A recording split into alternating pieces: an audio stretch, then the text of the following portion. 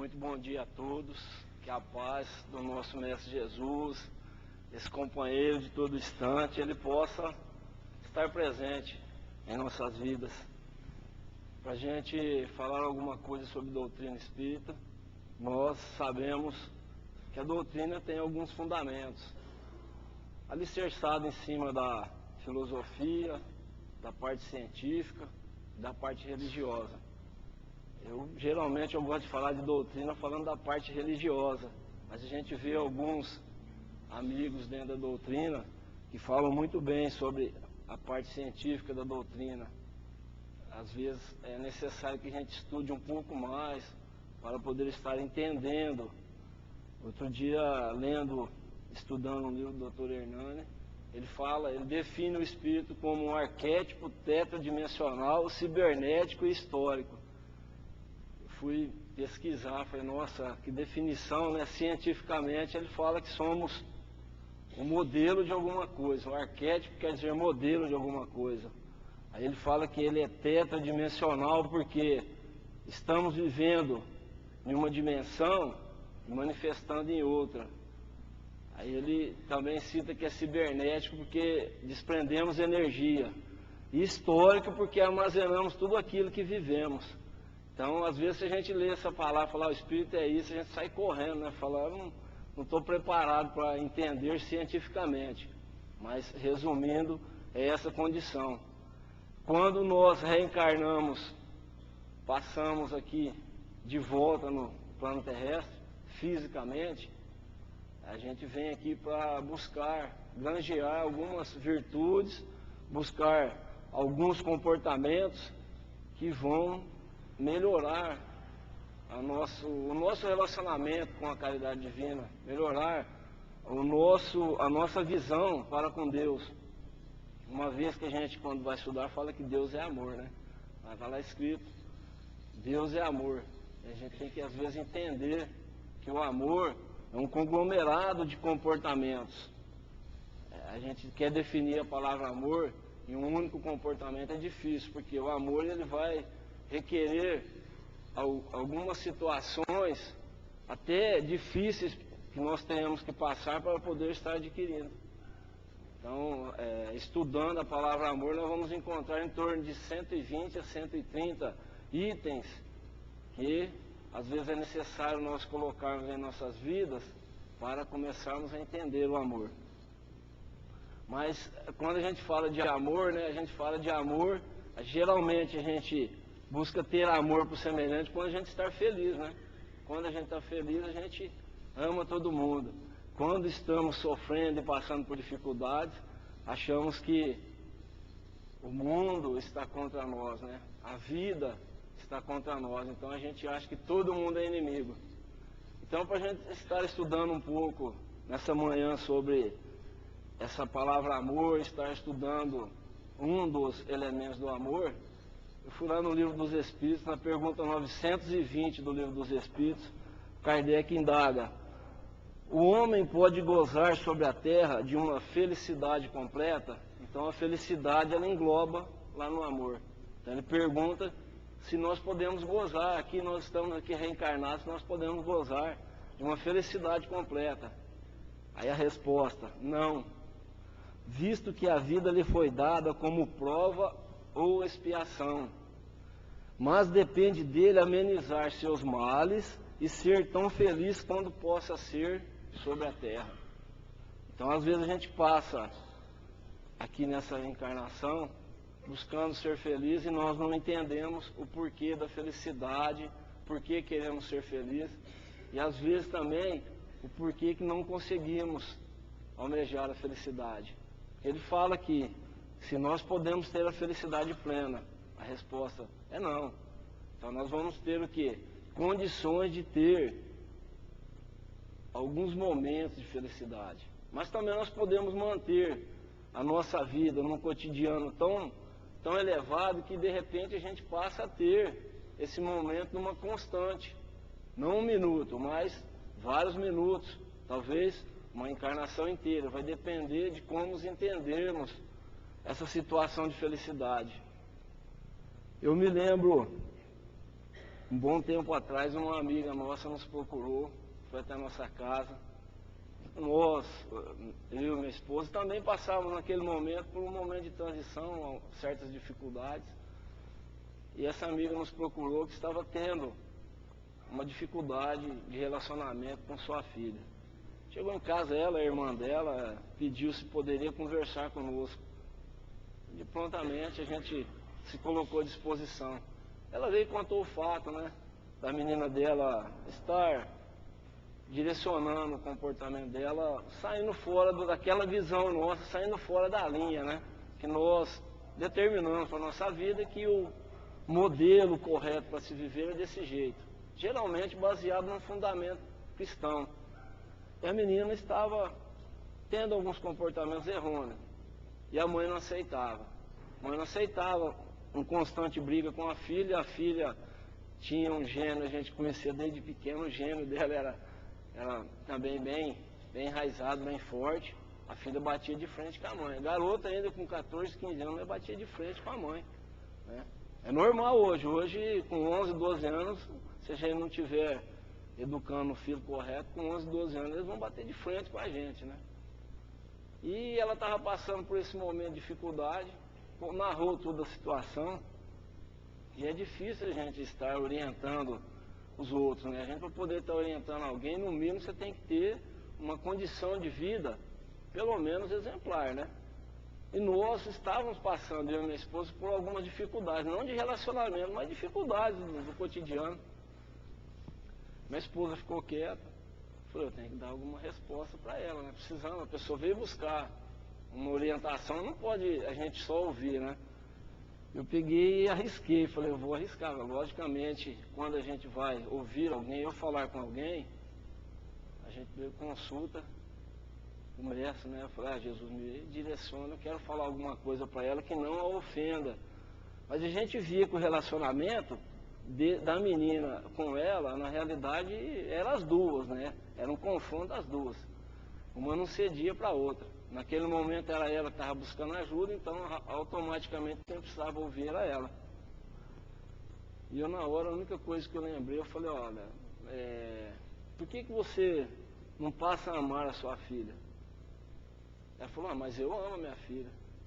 Eu falei, mas do jeito que está, então o amor, a compreensão do amor que você tem é diferente. Ela falou, eu amo, só que ela tem que me obedecer, ela é minha filha e eu mando. Aí a partir do momento que ela falou, eu mando, aí nos deu a chance para a gente começar a direcionar. Porque às vezes na vida, a gente quer fazer o quê? Quer que o semelhante viva do jeito que nós estamos vivendo. A gente quer mandar na vida da pessoa. Aí eu peguei na doutrina, né, quando fala que nós temos a nossa individualidade, nós temos o nosso livre-arbítrio. Às vezes nós erramos conscientes, sabemos o que é certo e errado, e fui direcionando a orientação, tentando direcionar para que ela tivesse o quê? Um relacionamento bom com a filha. Mas chegou um momento que ela falou, na realidade, eu acho que eu não amo minha filha, não. Aí nós se calamos e fomos ouvir, né? Ela começou a chorar, falou, eu acho que eu não amo minha filha, porque realmente eu estou cobrando dela um comportamento que no momento talvez eu não dei de exemplo. Eu estou cobrando dela atitudes de carinho para comigo e eu nunca fui carinhosa com ela. Ela foi, aí foi um desabafo. Eu falei, já que você não consegue amar, então comece a orar por ela. Ore pela menina. Devagarzinho a caridade divina vai agir. Terminou o assunto lá na oração. Ela, lógico, a gente seguindo uma parte religiosa dentro da doutrina, ela seguia dentro de uma igreja católica e deu a sequência dela. Estão vivendo aos tanques e barrão, mas estão vivendo bem. Então, outro dia ainda eu comentei com a minha esposa, vindo lá de Araçatuba, da mãe dela, eu comentei, falei, olha, você lembra fulano? Falei, então, estão com dificuldade, mas ainda estão convivendo. Então, estão o quê? Se aceitando, se ajustando. E às vezes a gente quer o quê? A gente quer ser feliz e não quer mudar comportamentos. E para a gente poder ser feliz, é necessário às vezes que nós nos esforcemos para mudar comportamentos. E a mudança de comportamento começa no nosso pensamento. Nós começamos a pensar errado, agimos errado. Tanto é que no livro dos Espíritos, pergunta 459, Kardec indaga se os amigos espirituais, eles veem, ele fala assim, eles veem o nosso pensamento. A resposta, bem além do que nós imaginamos, né? Ele fala que na maioria das vezes eles até nos imbuem a determinados comportamentos.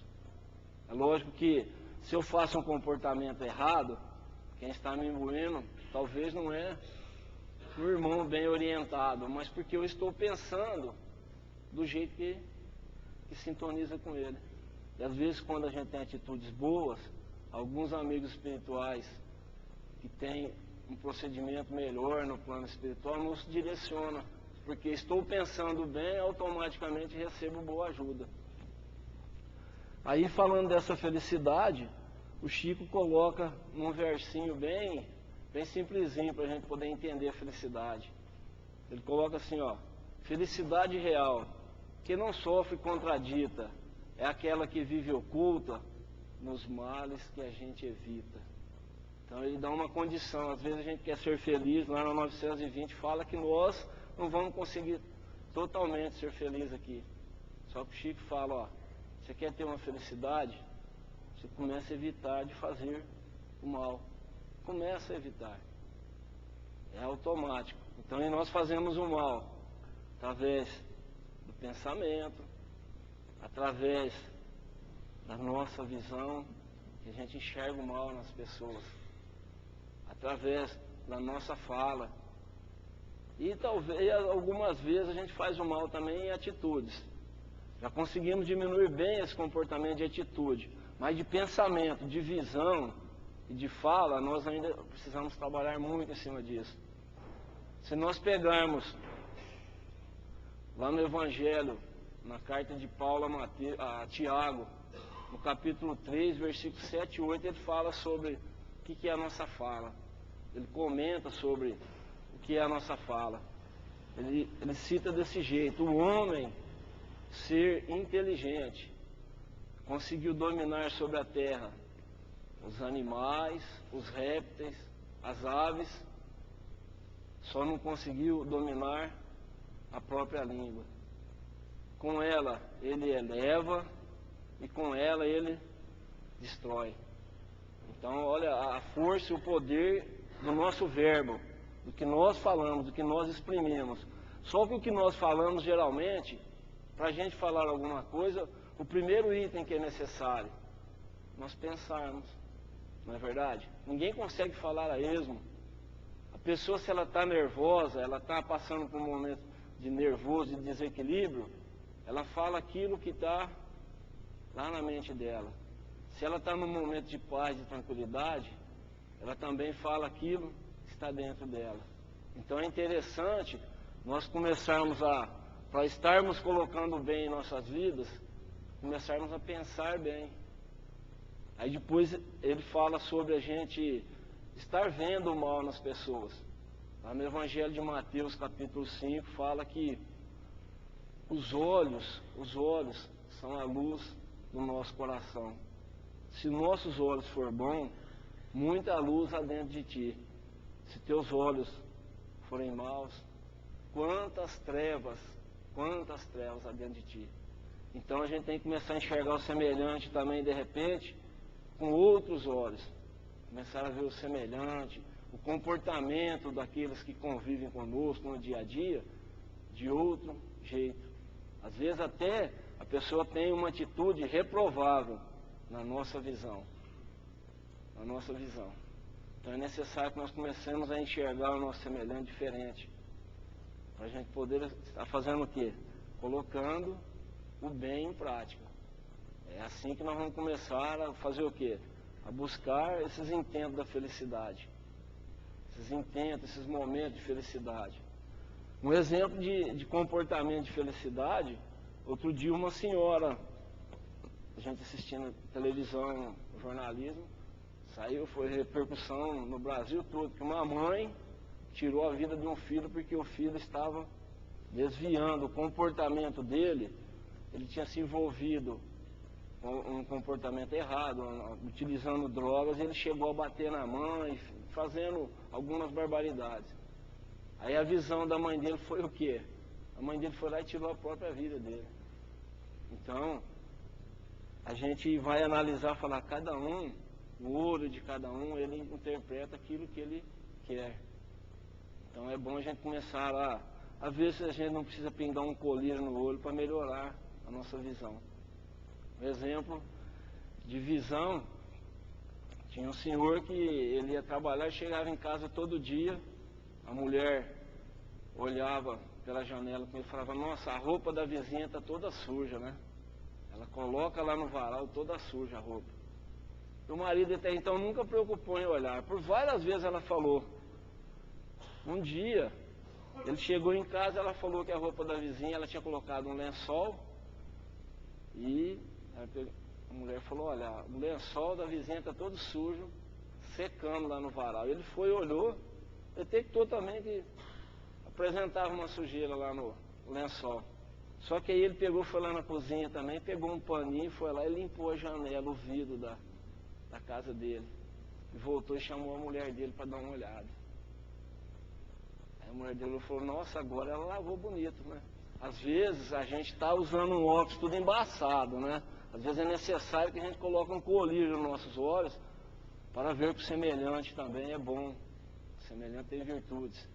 Às vezes é necessário no nosso dia a dia. Então ele fala aí que se a gente quer ter uma felicidade, é bom a gente começar a colocar pequenas coisas em nossas vidas. Aí ele fala sobre uma colocação muito interessante que a gente usa muito, que é criticar o semelhante. Aí o Chico fala num versinho sobre a crítica, ele fala assim, isso aprendi em minhas andanças pelos 4 cantos da terra. Aquele que mais critica é o que mais erra. Então, é bom a gente começar a prestar atenção, se a gente estiver criticando o semelhante, ele fala que ele aprendeu pelos 4 cantos da terra, que aquele que mais critica é o que mais erra. Aí a filosofia fala que geralmente quando a gente critica alguém, a gente está jogando pedra em nós mesmos. Fala que nós estamos jogando pedra em nós mesmos. Então é bom a gente começar a avaliar se nós não estamos criticando alguém. A crítica, ela vem diretamente proporcional àquilo que nós lançamos, nós recebemos de volta. Então é bom a gente não jogar pedra muito grande, que às vezes vem um tijolo grande e derruba a gente, né? Então jogar pedrinha pequena se tiver que criticar. Jogar uma pedrinha pequena que o retorno da pedra vai ser menor, né? Depois ele vem falando sobre a felicidade. Ele fala assim, ó, se queres sacar da vida felicidade a contento, auxílio em prol dos outros é o melhor investimento. Geralmente quando a gente chega na casa espírita, né, alguns dizem que a gente vai para a doutrina espírita ou qualquer religião. Nós buscamos, quando nós estamos passando por dificuldades, aqui fala que a gente vai pelo amor ou pela dor. Não é verdade? Que a gente busca ajuda, ou pelo amor ou pela dor. O interessante é que ninguém quer sofrer, então eu acredito que a maioria que vem buscar ajuda vem pelo amor. Nós estamos aqui unidos pelo amor, pelo amor. Alguns vêm com algumas dificuldades, mas pelo amor daqueles que convivem juntos, a gente consegue superar a dificuldade. Então eu falo que a gente vem, a gente busca Jesus pelo amor. Muitos falam, fulano veio pela dor, precisou passar por série de dificuldades. Não, ele veio porque o amor começou a desabrochar nele. E chega e encontra várias pessoas dispostas a dividir o amor. Porque o amor é exercício. É exercício. Se nós não começarmos a treinar, nós não vamos conseguir ter nunca. É que nem eu querer ter uma medalha de maratonista se eu nunca correr. Se eu não começar a treinar hoje, caminhar, amanhã correr 100 metros, 200 metros, um dia eu vou chegar. Se eu não começar a treinar, eu não vou ter nunca. Eu vou passar pela vida, né, sem exercitar o amor. E ele é um exercício. Ele é um exercício. Então nós temos que começar a treinar. Então ele fala que se eu quero sacar da vida alguma coisa, é bom eu começar o quê? Auxiliar o semelhante. E o auxílio vem do mesmo jeito que a gente evita o mal. Como nós podemos auxiliar? Nós podemos auxiliar ouvindo, orientando, fazendo, não é verdade? Às vezes a pessoa vem buscar ajuda, chega na... Vamos falar da casa espírita porque nós convivemos na casa espírita, mas eu acredito que em outros locais, se for na igreja católica, na igreja evangélica, também eles têm o trabalho de estar o quê? Dando assistência àquele que chega com determinada dificuldade. Qual o primeiro procedimento? Quando nós chegamos num local e precisamos de ajuda, eu chego no balcão lá da prefeitura e preciso de ajuda, de uma orientação para um determinado documento. Nós chegamos e falamos para a pessoa que nos atende: fulana, eu preciso de uma orientação para esse documento. A pessoa faz o quê? Pega o documento, olha e nos orienta. Qual o procedimento? Na casa espírita, não deixa de ser assim. Às vezes nós entramos pela porta ali com uma série de dificuldades e procura ajuda. Alguém vai ser direcionado a nos ouvir, a ouvir nosso problema. Na maioria das vezes, quem nos ouve não fala que vai resolver o problema, porque o problema maior, quem tem que resolver somos nós. Se eu tenho uma dificuldade, eu tenho uma dificuldade. Então quem tem que resolver sou eu. Jesus, ele, numa das passagens dele, ele fala assim: vinde a mim todos que estáis sofrendo e oprimidos, que eu vos aliviarei. Ele não fala assim: eu vou até aí, fulano, fica aí, Frigo, sentado que eu vou até aí. Ele fala: Frigo, vem aqui, cara. Às vezes a gente está numa dificuldade, achando que o fardo está pesado, mas Jesus fala: fulano, mas você tem que vir até mim, você tem que andar um pouquinho mais. Então, às vezes a gente faz o quê? A hora que chega no momento de fazermos a nossa parte, a gente pula fora. Entendeu? Então, se nós estamos passando por algumas tribulações, é momento de nós buscarmos ajuda. É momento de sermos ajudados. Só que precisamos fazer a nossa parte. Aí a pessoa adentra a porta da casa espírita, várias pessoas estão à disposição. Aí você leva a pessoa para uma sala, para outra, dentro do próprio salão e ouve a pessoa. Ouve. Simplesmente ouve. Vamos fazer mais que isso. E pedimos, na maioria das vezes, a pessoa ter o quê? Paciência, né, seu Dorival? Tenha paciência. Por quê? Nós vamos superar nossas dificuldades. O princípio básico para superar uma dor, uma dificuldade, é a paciência. Se você for lá no médico fizendo uma cirurgia, o médico vai falar: fulano, você vai ficar deitadinho uma semana, porque a tua cirurgia foi grave, então você tem que ficar uma semana deitado. E o médico fala assim: tenha paciência. Entendeu? Se nós não tivermos paciência, nós não vamos sarar. E as nossas dificuldades também é assim. Se nós não tivermos paciência, nós não vamos conseguir superá-las. Porque as dificuldades a gente não sara, a gente supera. As dificuldades, pode olhar, nós não saramos as dificuldades, nós superamos. Um exemplo, a gente tem na Casa Espírita aqui de segunda-feira um trabalho de auxílio às pessoas que têm dificuldades com determinados comportamentos. O que acontece com eles? Quando eles mudam, eles falam que eles superam aquela dificuldade. Eles superam aquela dificuldade. Então, as dificuldades nós temos que superá-las. Superando através do entendimento e da prática correta, da vida correta.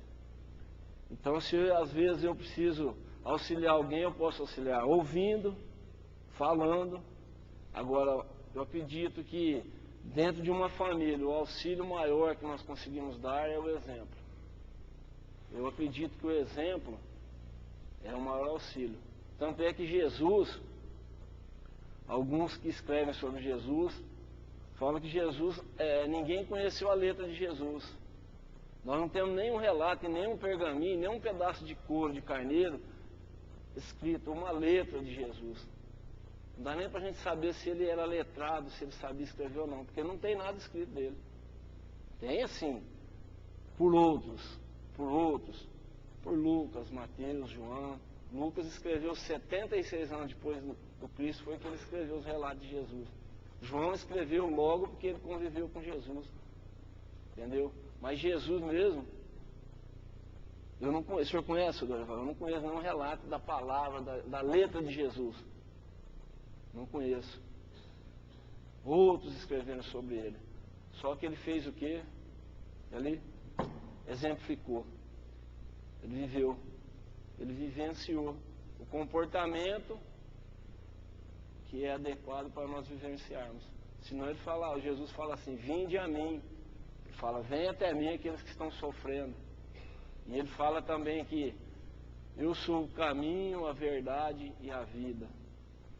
Sou o caminho, a verdade e a vida. Ele falava eu. Então ele é um protótipo, um exemplo, ele é um arquétipo que a gente falou lá no início. Ele é um protótipo daquilo que nós temos que buscar vivenciar. Talvez não consigamos 100%, mas é necessário que comecemos a empenhar em nossas vidas essa busca, senão nós não vamos conseguir mudar. Ninguém consegue chegar ao topo de uma escada se não iniciar lá no primeiro degrau.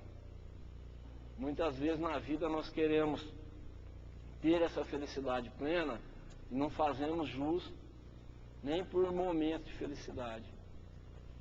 Então, quando no livro dos Espíritos ele nos concita lá na pergunta 920 a comentar que a felicidade nós podemos ter momentos, esses momentos podem ser grandes, de repente pode ser um momento de uma vida toda, de repente pode ser um momento de uma trajetória toda aqui, porque a hora que nós pararmos de cobrar do semelhante comportamentos e vivenciarmos o comportamento correto, a coisa funciona assim.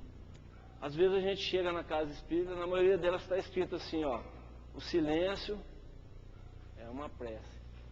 Depende. Se às vezes a pessoa fica em silêncio, mas mentalmente ela está parecendo um vulcão, ele não está em prece. O silêncio é uma prece quando nós estamos em silêncio e mentalmente também nós estamos o quê? Amenizando o nosso pensamento. Falar de silêncio é uma prece, eu me lembro, eu tinha 11 anos de idade, eu fui pescar com um tio meu, eu tinha um tio que morava no sítio, ele era estranho, a gente ouvia falar, ele só falava com a gente assim, a gente chegava na casa e falava, benção tio, ele falava, te abençoe, não falava mais nada. Aí ele estava o almoço pronto, ele falava assim, vem comer. Ele pouquinho, a palavra dele era muito, e ele gostava de pescar. Eu estava na casa dele, num sítio lá, ele me chamou, falou, vamos pescar comigo. Peguei e fui, nós sentamos na beira do rio, era 11 horas. Das 11 às 4, nós pegamos bastante peixe. Ele não falou nada, ele não abriu a boca, eu também não, porque ele não conversava, ele estava quieto, eu também. Chegou um momento da pescaria, que eu tinha pegado bastante peixe, e moleque, a gente, criança, fala com os cotovelos, né? Eu virei para ele, falei, tio, tá boa a pesca hoje, né? Ele baixou a cabeça, olhou para mim, eu estava sentado mais alto. Ele falou, aí se a gente fizer silêncio vai melhorar mais. Rapaz, eu fiquei de boca aberta, né? Só que eu aprendi com ele, eu falei, não, realmente, né? Para pescar, se a gente fizer silêncio, melhora. Então na vida, às vezes, a gente tem que ver, de repente fulano tá em silêncio, está quieto, mas dentro dele está parecendo um vulcão explodindo. Então aquele silêncio ele não está em prece. O silêncio de prece que a gente ouve falar é aquele momento que você fecha as dificuldades do dia a dia e coloca à disposição para estar ligando com o alto. Então essa felicidade que nós estamos buscando, ela tem relação conosco diretamente, com o nosso comportamento. Se nós não estivermos buscando melhorias, nós não vamos conseguir melhorar. Para a gente poder estar apresentando um diploma de médico, é necessário que a gente desde pequenininho comece a estudar. Depois lá no curso de medicina, 8 anos, 6 anos de faculdade, sentado na cadeira, para depois você sair e estar orientando alguém a tomar medicamentos, orientando alguém em determinado comportamento de doença. Então é necessário que a pessoa estude, dedique. E no amor também é assim. É necessário que a gente estude e aplique. Estude, aplique. Estude, aplique. É necessário para a gente poder estar obtendo essa felicidade aqui, é necessário que a gente faça assim, ó, mude o comportamento e aplique. Porque ele fala que o nosso mundo aqui é um mundo de provas e expiações. Então é necessário que você entenda, coloque em prática. Entenda, coloque em prática. E nós vamos começar a amenizar o nosso sofrimento. E quando nós vamos deixando o sofrimento para trás, nós vamos começar a ser felizes. Nós vamos deixando para trás. Porque a felicidade ela é diferente de você ter paz. Porque tem muitas pessoas que estão passando por uma série de tribulações no dia a dia de sua vida e tem paz. Tenha paz. Agora, a felicidade que nós conhecemos é de estar sorridente, alegre, feliz. Às vezes é tão difícil, né, a gente conquistar, porque muitas vezes na vida a gente tem que pagar o preço.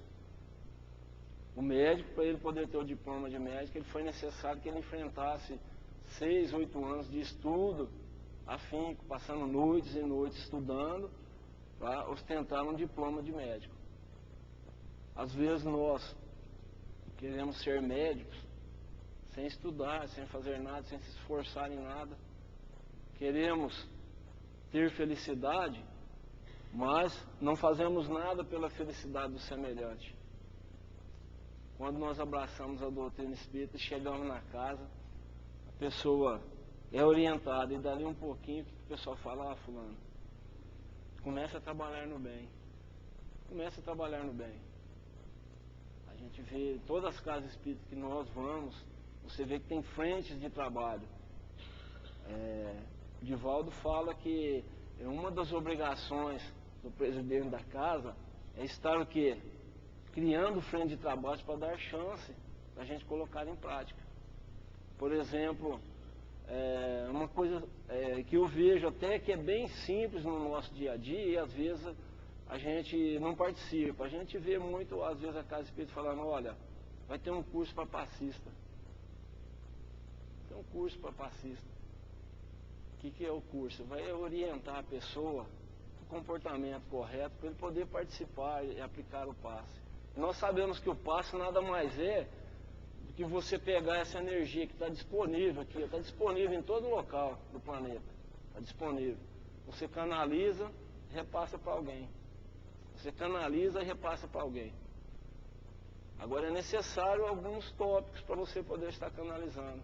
O primeiro tópico é que você tenha boa vontade, esteja disposto a servir. O outro tópico é que você tenha, de repente, a tua saúde esteja relativamente boa. Porque se você vai passar alguma coisa para alguém, é que nem eu vou pegar uma água dessa garrafa, colocar no copo e levar para alguém beber. Só que o copo está meio sujo, então eu pego aquela água limpa, coloco no copo sujo e dou para a pessoa beber. Então, de repente, eu não estou dando uma água muito boa. Vou matar a sede, mas não estou dando uma coisa muito pura. Agora, se eu pegar água limpa, com o copo limpo, colocar e levar para a pessoa, estou dando uma coisa boa para ela. E, geralmente, quando eu vou transportar, vai ficar um pouquinho de água aqui. A pessoa não toma tudo, né? Quando você pensa que secou, você coloca o copo, assim fica um pouquinho lá no fundinho, né? Essa é a nossa parte. Fica para nós. Então, quando o pessoal convida, olha, nós precisamos de passista, vem participar, por quê? Esse é um trabalho básico, um trabalho que talvez vai requerer que a gente venha só na casa espírita e se coloque à disposição. Mas vai sobrar um pouquinho para nós lá no Copa. Nós vamos estar passando para alguém e recebendo. Eu estou recebendo coisas boas, buscando passar o melhor de mim e ficando uma parte para mim. Então no passe. Geralmente, lá no passe, que é o trabalho, eu falo que dentro da casa espírita é um trabalho primordial, mas é um trabalho, queira ou não queira, um trabalho bem simplificado. Um trabalho primordial na casa espírita. Tem que ser simplificado. Está lá o elemento, lá, ó, a pessoa chega, ela faz o quê? Ela recebe do alto, canaliza, e disponibiliza. Ela vem lá, entra lá em cima, passa por aqui e sai lá na mão. Então você é só um passageiro ali, você está só transportando alguma coisa. Boa vontade. É lógico que aí na casa espírita você vai encontrar outras frentes de trabalho. Tem alguns trabalhos que até é necessário que a gente soa um pouco. Apesar que o Chico fala que espírita que se preza, estuda para entender, na vida para evoluir, é melhor suar do que gemer. Ele fala desse jeito. Então às vezes tem algumas frentes de trabalho. Por exemplo, de sábado de manhã, o pessoal vai lá na feira, vai lá no Ceasa, alguns mantimentos, esses mantimentos aí o pessoal, algumas equipes compostas de pessoas e trabalhadores, pegam e ali eles soam, certo? Eles soam um pouco, transporta para lá, para cá, carrega peso e depois distribui. Então na vida ele fala que é necessário a gente estar suando, estar o quê? Exercitando, e o amor é exercício. Aqueles irmãos que vêm trabalhar na feirinha, alguns que levantam aí no sábado às 5 da manhã para ir buscar o mantimento, outros que chegam aqui às 7, separam esse mantimento e distribuem, estão exercitando o amor. Como aquele que vem aplicar o passe, também estamos exercitando o amor. Nós estamos o quê? Treinando o amor. Estamos massageando o amor. E quanto mais eu treinar, é que nem um atleta. Quanto mais ele treinar, maior é a resistência dele, melhor ele fica. E o amor também é assim. O amor funciona desse jeito, nós temos que ir treinando. Se a gente não começar a treinar, nós vamos passar por aqui, as brancas nuvens, aí desencarna e fala, eu não tive chance, não tive oportunidade, a caridade divina não foi boa comigo. Aí, né, ele vai responder para a gente, olha, começar a mostrar um relato do que foi colocado em nossas vidas e a gente não colocou em prática, a gente sai correndo, falando, não, me dá a chance de novo, eu quero voltar. A maioria de nós chegamos lá no outro plano e pede correndo para retornar para ver se dá tempo da gente dar uma ajustadinha. Maria Dolores fala que já desencarnada lá no outro plano, a gente sabe o trabalho dela perante a comunidade carente, e ela fala que a dor maior que eu sinto do lado de cá é não ter feito tudo bem que poderia ter feito do lado de lá. Então ela lá do outro plano, ela falava que quando ela estava encarnada, ela poderia fazer mais. E não fez. E o que ela não fez é a dor que ela sentia. Então é bom a gente começar a avaliar se nós vamos ter felicidade lá no outro plano. Já que ele fala que aqui não dá para a gente ter uma felicidade plena, então vamos preparar o terreno, treinar, para a gente poder ter essa felicidade plena lá no outro plano, lá do outro lado. Lá do outro lado. E essa felicidade só depende de nós.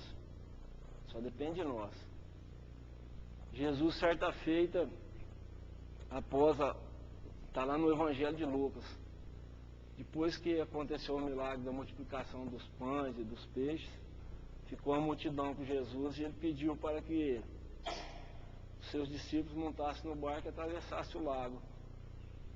E o pessoal já era assim, fala lá que era em torno de umas 4, 5 horas da tarde, dentro do horário deles lá. E o pessoal saiu e Jesus ficou para trás. Aí o pessoal já estava no meio do lago quando Jesus apareceu caminhando sobre as águas.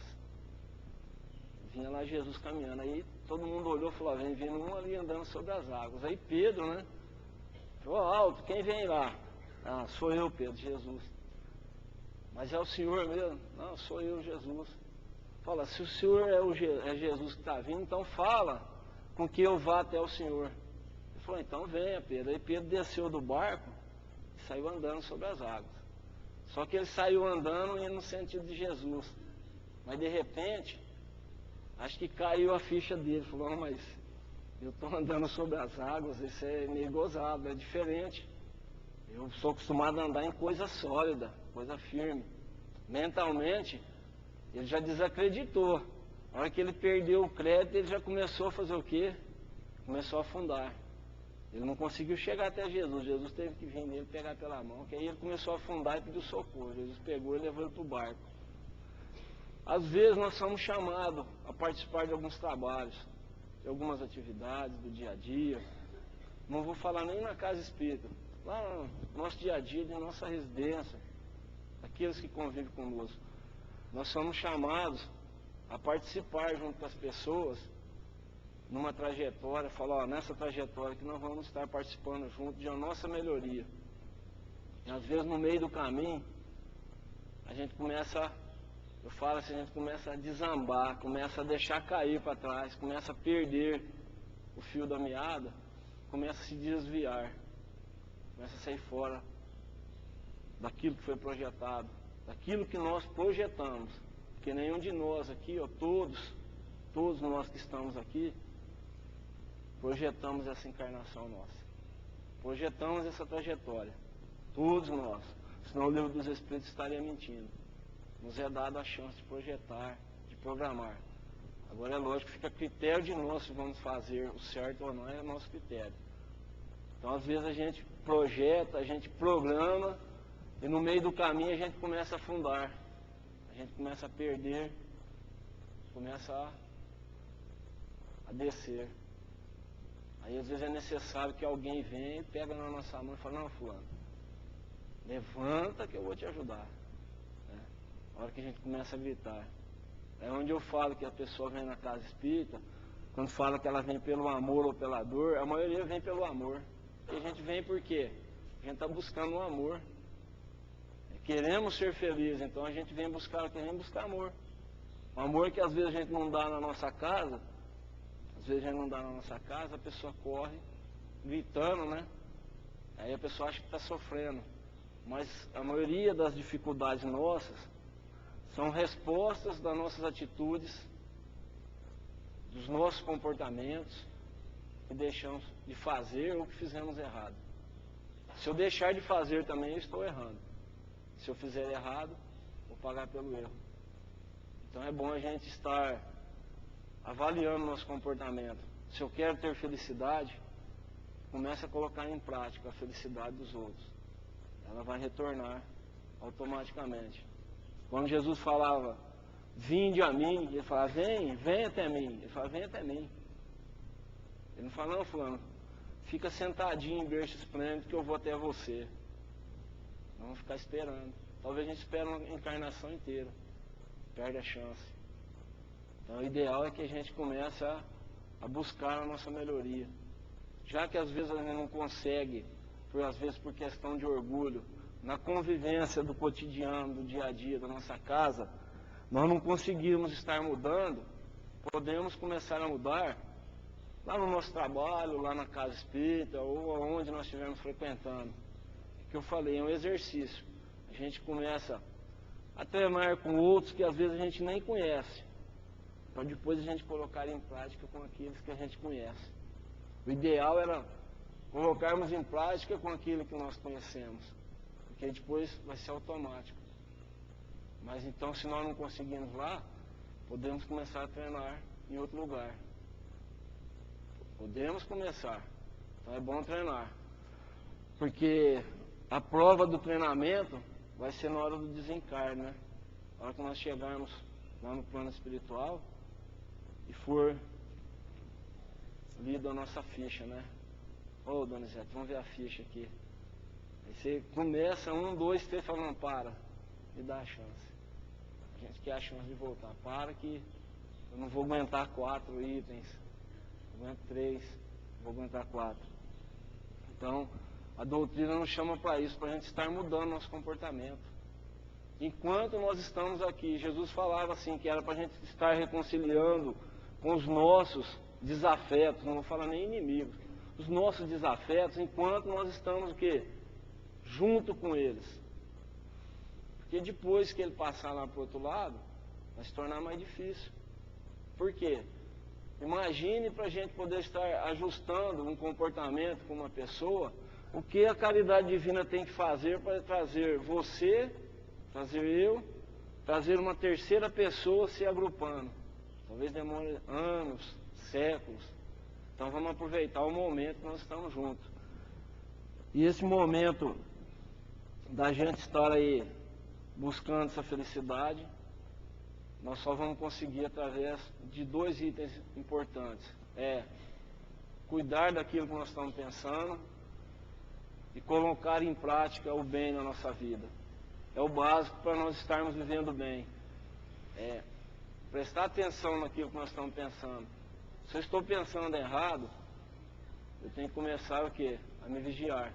Jesus, quando ele solicita a gente para estar vigiando e orando, ele chama a gente para estar vigiando o nosso pensamento. E quando eu entro em oração, meu pensamento desliga do plano material, liga no plano espiritual. Então, se eu quero ter uma vida sadia, uma vida boa, é bom eu começar a trabalhar nisso, a trabalhar no meu pensamento, trabalhar no meu comportamento. E eu espero que Jesus, nessa manhã, possa adentrar em nossos corações, fazer morada. Muitas vezes ele vem e bate em nossos corações, mas a gente, por questão de orgulho, às vezes, ou falta de conhecimento, ou omissão, nós não deixamos com que ele adentre em nossas vidas. Foi lá na frente, nós sofremos e choramos. Então, só para encerrar, né, eu vou repetir o versinho do Chico, quando ele fala: felicidade real que não sofre contradita, é aquela que vive oculta nos males que a gente evita. Muita paz.